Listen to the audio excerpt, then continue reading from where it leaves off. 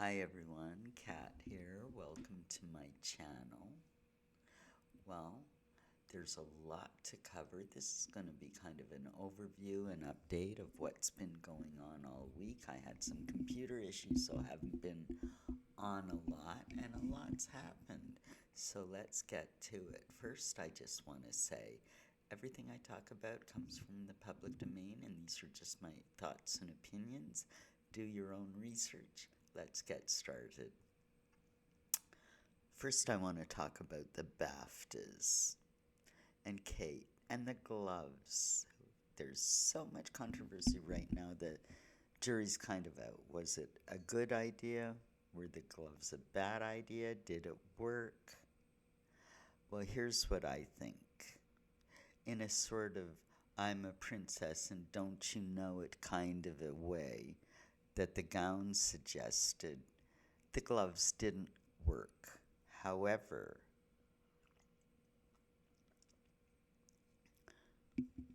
it's the BAFTAs.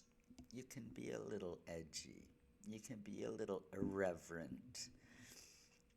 She had the big sort of boho cheap earrings, the gloves. She was like halfway there.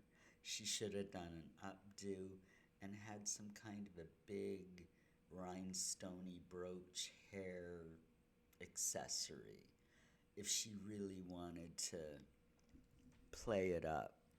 Sort of an ode to the recent passing of fashion designer Vivienne Westwood. Sort of fun fashion a la Helena Bonham Carter. She could have pulled it off. Like, it's the BAFTAs. I can show you I can have fun with fashion. She should have done it that way. She missed the mark. It didn't fit the princess look, and she wasn't irreverent enough. But, I mean, she always looks great. One thing that I missed that I would have liked to have seen was the velvet slippers.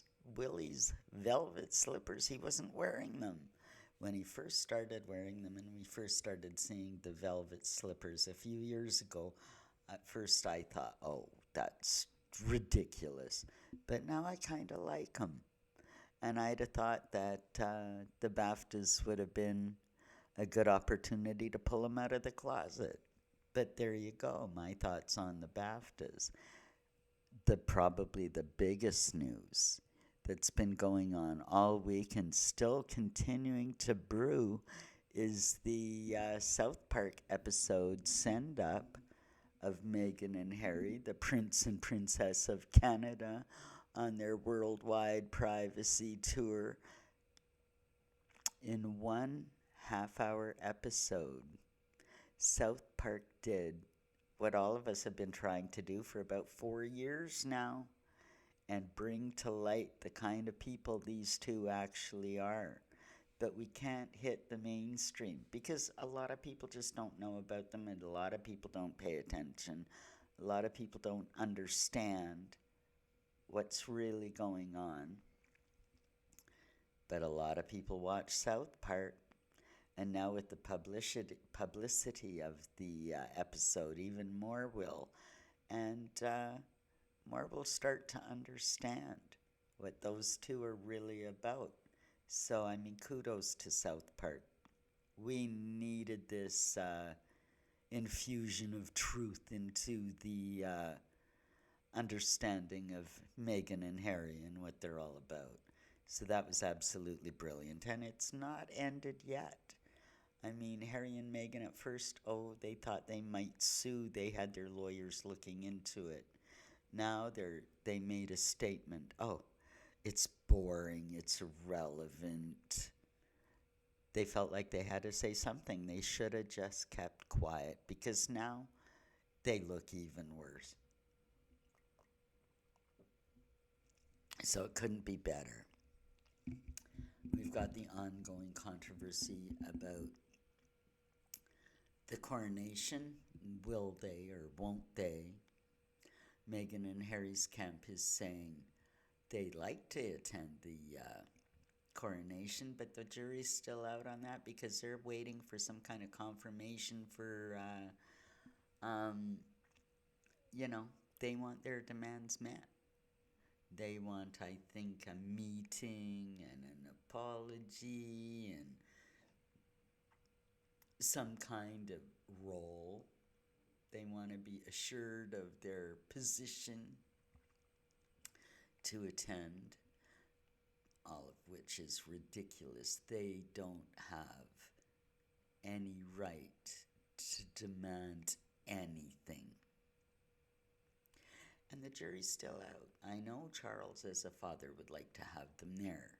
However, this is not a family birthday party. This is not a family occasion. This is a state occasion, the coronation. And if they are to attend, of course, they'll have no official role. But if they attend, of course, you know, we've already heard rumors. Is she pregnant? Is she getting a facelift? What's she doing? Because if they show up, for sure she's going to try to divert some attention and make it all about her, because that's what she does every time. And people don't want that. They don't want that distraction taken away from what the day is really all about, the coronation of a king. So, you know, should they attend? Should they not attend? You know, on both sides, it's a no-win situation for Harry and Meghan. If they attend, it's going to be like, oh yeah, look, they don't want to have anything to do with the royal family. They badmouth them, but they got to show up for every occasion, and everybody's going to be watching to see what kind of a stunt they're going to pull.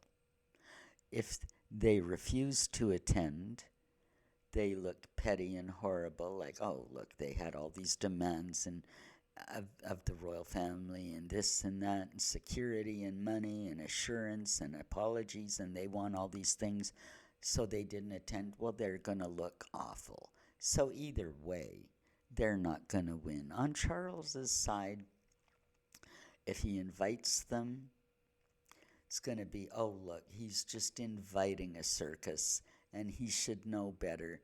They have no part in this. He should have a better understanding of what's important about the coronation, and it's not about Harry and Meghan. But then if he doesn't invite them, he'll look petty and mean.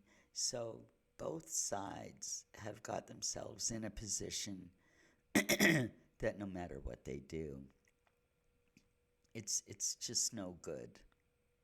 So there's no winners, no matter what plays out. There's no winners in this one. We can only hope that there's no big distraction. There's no big, game played over the whole coronation. So that's that, and we just have to wait and see what happens there. Now, on the housing front, Andrew's in a bit of a pickle, and he's a little bit worried that he may lose Royal Lodge because the upkeep on the place is quite expensive, and it's noted that Charles has just cut his civil list allowance. I think it was something like $350,000, and he's cutting that, and so Andrew's worried he won't be able to keep his, 80-room friggin' mini palace Royal Lodge, which a few years back he got the Queen to allow him to sign a 75-year lease for Royal Lodge, but under the condition that he paid for a certain amount of the upkeep and so on of the place. So that's in a little bit of, he's a little worried.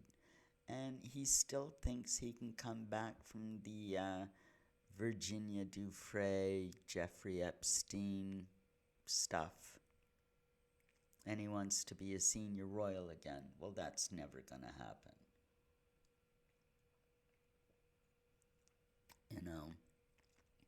So he's disappointed and worried. And then things have come out. Remember a few months ago when when Fergie bought that house in Mayfair for something like $6 million, and everybody was saying, oh, where the heck did she get the money for this? You know, they're always crying poor. Where the heck did she get the money for this? Well, as it turns out, what it looks like is that her daughters put up the money for the house, and they put it in her name, but there's conditions attached to it. She cannot sell the house without the signatures of her two daughters. So it looks like they bought the house for her, or perhaps for her and Andrew. Should they lose Royal Lodge, they'll have quite a nice house.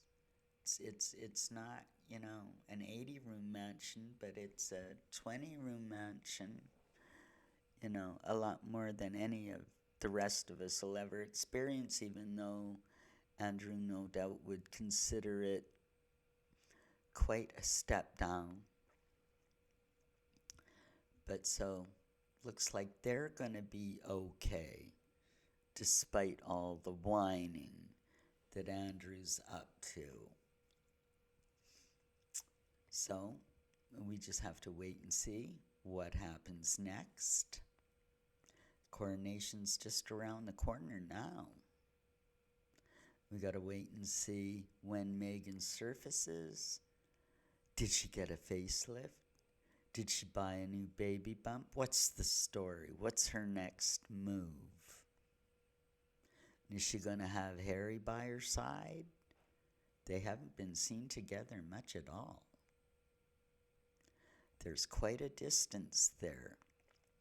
Well, she's been cozying up to a rich billionaire for we don't know exactly what purpose. So there's a lot of things up in the air, a lot of things to wait and see how they develop. The number one thing probably is the coronation. We're getting close. We got to see what happens. Well, if Meghan and Harry show up for the coronation, hopefully this time again there's a strategically placed candle in the cathedral. We'll have to wait and see what happens. All right, everybody, have a great day. Leave me your comments. I'd love to hear what you're thinking. Let's continue this conversation. Like and subscribe and share this with your friends if you like what you've heard. Have a great day. Bye for now.